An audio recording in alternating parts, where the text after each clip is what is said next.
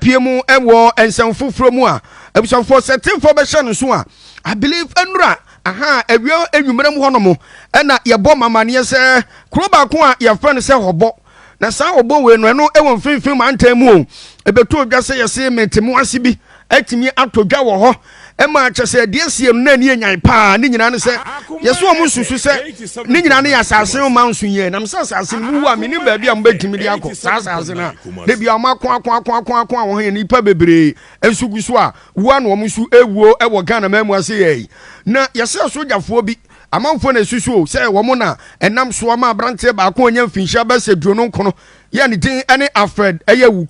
Awuku to kan wuku mo da mo jam se tim keje wuku kasa Awuku sore ne ade Awuku antimi ansore emom susu se ya sa sojafo ne bi kra ene nam so abranche ewowo efa sa asase man so nsem ye ho na num ene ne duai Akoma kase ebo abomode abo anan akokromo akwa bi sese abrasa kase mo ekoso no kromo ho no mo adwo anase bia wonwei na bra bacho bra Facebook page ba ye abranche mu 29 years ogina brand hwe ene etuo ka utimi se etuo ne bone yam sa na pie na chi ene odar foma odi obra Facebook page si na emoja ene etutwi se na dom aba edom na etwa ho hie awia gede etutimi se na bobe the first 2 pm ho no mo a ekobo be se no miensa ana se wuru kase mo ekoso amanfo no susu se eya soja ni bi na eyoye om se soja fo ne de sisi ameka se wonu afiri kumo na emom edi hubua pa ena ba beto om so sense wo munim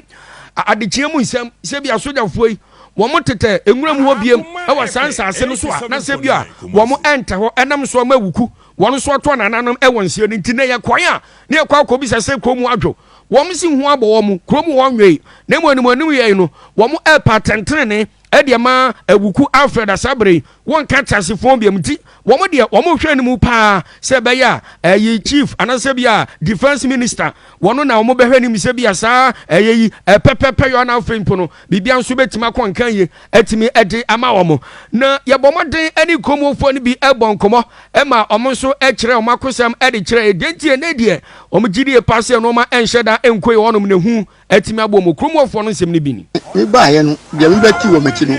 eye de eye nua ba ko ni ba omo atunitua because asase ho ase ye nyina ya abosia ba ko na abosia de wi ho na se problem ba so ye tumi di ma abosia na ohin ayinfo no mo aka ba se ba no se ye kwa ya kroba ku fu omba na be so ya tia ye ho etu eni sikan eni akukoko de eye de jareta etetri mpo ja fo nko wure mu ngadi asa na ba this time be aga na na se soja fo wo wure mu dia se eye because ye mu bia ye nko school dampo ye nya pie sa tanwe ama soja fo mu so mo school no mu ko gadi asa because the obedient na wu ye small ye bo pa the obedient ye ama ye ntumi nya hwe ye di ye mark dem omo mu ko school ni ade no kula aye problem ama ya awofo no ye ntumi nkue ti ye pa ba no cho so mbe ye hu bibi ma ye pa na ye bless se a mo sho man ma da na ekọ wo ho eni se ya ku obi se ye ni anase me ba me ko anase me ba ni ye ni den aba ma moaye emoa bi owo bi o fa moaye awofo ye bre wo ho pa ye bre wo ho po a na se soja fo wo ba bi ahoto wo ho ye ni ahoto oman no saba no yenso ye ka awofo ye ka aba no ho dia ye ni o moaye mpa o fa ni nansi fo no be ye hu bibi ma ye ema o mu ko school kura ye ntumi mo mo ko niti wa mi wo mankwala mi ko jo mu school na ye problem eni se ya ko obi ehu aka ye na nya sem kitwa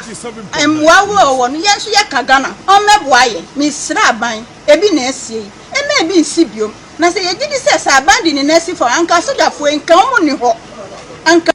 senka bandi ni nsi fomu anase ni nasi fomu a anka sa bredi asrafo ko mo ni ho na sebi wom susu se ani bia bai ena soja fo na sasrafo ena ebo asase bi ho ban omsi we de not omji tum na enye ne nkwa wochena ka ho na enu achi no ena asafo ache osu klote ya onu so mantem agiri passe braso se sabre defense minister nso ebe hyasie no maye hwehwemu fiko e de akwa ase se no be ya se ni pa bonu fo msusu se omo aye asrafo anasa soja fo a omo ko sa brante no omo betima kwatwe omo ba begina amamra no anim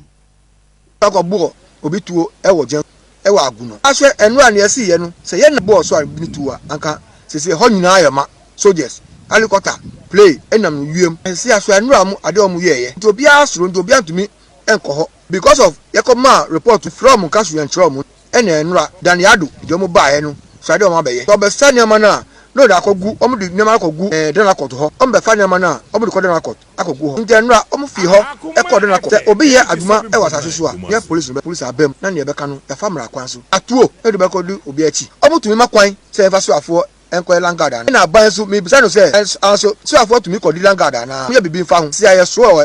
report e dey anim say police wo junction say bibi ni a abeti so be report na report free ekote na police for mbra embedi aduma me nim say e say so afo em langada e wo baabi nti me bisa ban say si a so afo no omu ye langada di a omu ka kire ye